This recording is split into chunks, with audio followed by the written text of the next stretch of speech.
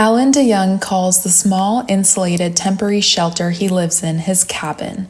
It's near two other shelters like it that were built and dropped off by volunteer group Halifax Mutual Aid in a wooded area in Dartmouth. In total, the group has 13 shelters currently set up throughout Halifax Regional Municipality. For DeYoung, who lost his job and apartment at the onset of COVID-19, the small shelter beats living out on the streets like he was doing for a year before he moved into the small shed this March.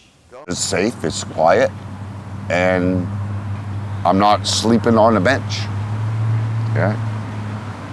Inside DeYoung's small shelter is a cot with a sleeping bag and blankets on top, some shelves, and a camping stove he uses to cook with, among other small items. To me, it's home. To me, it's home, right? On the outside, the shelter is painted in green, yellow, and brown on one side, almost causing it to camouflage with its surroundings. Next to it is a small cherry tomato garden DeYoung recently started. And pretty much every other day, I go out and I'll get some more yellow flowers. That attracts the bees that's going to pollinate the tomatoes. HRM recently gave written notices to people living in the shelters that they would have to vacate them and remove all of their personal belongings by July 13th. Street navigators in HRM plan to work with the province's housing support workers to find accommodations for the shelter occupants on the path toward permanent, stable housing.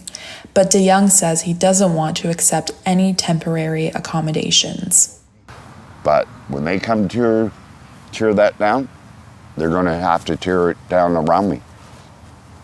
I'm going to be laying there, and then maybe they'll leave the platform, like the floor, take the walls down and stuff, and leave the roof. But if you're going to leave the floor and the roof, might as well leave the walls. Right? I don't get it. It's mind-boggling to me. He says he plans to stay in his cabin until a more permanent and affordable housing solution becomes available. For the SaltWire Network, I'm Nushin Ziafati in Dartmouth.